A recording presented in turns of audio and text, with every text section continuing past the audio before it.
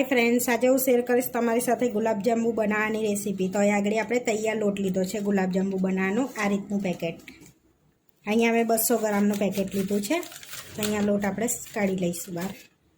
अहींया आपणे लोट काढी लीधो छे। हवे सौथी पहेला आपणे चासणी बनावी लईशुं। तो अहींया आपणे 700 ग्राम खांड लईशुं अने हवे आपणे 700 ग्राम पाणी एड करीशुं। चासणीने आपणे उकारी लईशुं। हवे हलावता जईशुं, चासणीने ओगाળી लईशुं। खांड ओगળી जाए त्यां सुधी हलाववानुं छे आपणे अने धीमा तापे आपणे एने उकाळीशुं चासणीने। हवे बधी खांड ओगળી गई छे। हवे आपणे चासणीने थोड़ीक वार थवा दईशुं, जेथी आपणी चासणी कम्प्लीट थई जाय। ए रीतनी आपणे चासणीने थोड़ीक उकळवा दईशुं। हवे आपणी चासणी उकळवा लागी छे। एमां इलायची पाउडर एड करीशुं, अर्धी चमची थोड़ा केसરના टाकણા एड करीशुं અને 5 મિનિટ આપણે ચાસણીને ઉકળવા દઈશું। 5 મિનિટ થઈ ગઈ છે તો આપણી ચાસણી કમ્પ્લીટ રેડી થઈ ગઈ છે। હવે ગેસ બંધ કરી દઈશું આપણે અને આપણે હવે ગુલાબજાંબુનો લોટ બાંધી લઈશું। તો આ લોટને પહેલાં આપણે આ રીતે છૂટો કરી લઈશું। હવે અહીં આગળ 110 ml દૂધ લીધું છે। તો સહેજ હસેકું ગરમ કરી લીધું છે। હવે થોડું થોડું એડ કરતા જઈને આપણે લોટ બાંધી લઈશું।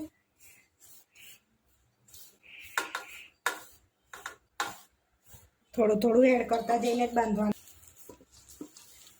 તો આપણો સરસ એવો લોટ બંધાઈ ગયો છે। તો હવે આપણે એમાં ગુલાબજાંબુ બનાવી લઈશું। હવે સહેજ તેલવાળો હાથ કરીશું આપણે અને સહેજ લઈ સરસ એને આપણે ગોળ વાળી દઈશું।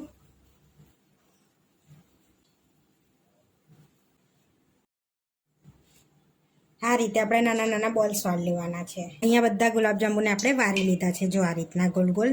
હવે આપણે તરી લઈશું એને। તો અહીંયા તેલ ગરમ કરવા મૂકી દીધું છે। હવે તેલ ગરમ થઈ ગયું છે તો આપણે એડ કરી દઈશું ગુલાબજાંબુ અંદર।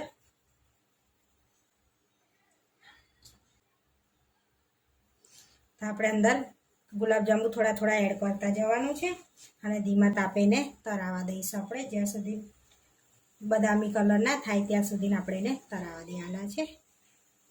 હવે એને આપણે આ રીતના એ કરવાના છે જેથી બળી ના જાય નીચે। હવે બદામી કલર ના થાય ને ત્યાં સુધી આપણે તરાવા દેવાના છે। તો આ રીતના આપણે કલર ચેન્જ થવો જોઈએ, બળી ના જવા જોઈએ અને ધીમા ગેસે તરવાના, એ અંદર સુધી ચડી જાય। હવે આપણે ગુલાબજાંબુ તરાઈ ગયા છે। હવે આપણે કાઢી લઈશું એને। હવે તેલ નિતારીને આપણે કાઢી લઈશું એને અને બીજા આ રીતે તળી લઈશું। આ રીતે છે ને ધીરા ધીરા જઈને ફરાવતો આ રીતે હલાવતું જવાનું છે આપણે, જેથી ગુલાબજાંબુ આપણા બળી ના જાય, નીચે ચોંટી ના જાય। આ રીતે હલાવતું જવાનું છે ધીરે ધીરે, એટલે ગોલ ફરતા રહે ગુલાબજાંબુ આપણા, એટલે બળે ના, નીચે ચોંટે જ ના। આપણા સહેજે ગુલાબજાંબુ તરતી વખતે ફાટ્યા નથી, જોઈ શકો છો તમે। અને ઘીમાં બી તરી શકો છો, મેં અહીંયા તેલમાં તર્યા છે। આપણે બધા ગુલાબજાંબુને તરી લીધા છે। હવે થોડાક ઠંડા થઈશું ને ચાસણીમાં એડ કરી દઈશું, બહુ નહીં, થોડા થોડા। આપણા ગુલાબજાંબુ બી ઠંડા થઈ ગયા છે થોડાક, અને ચાસણી બી હસેકું ગરમ રવા દેવાનું ચાસણીને। જાંબુ અંદર એડ કરી દઈશું આપણે।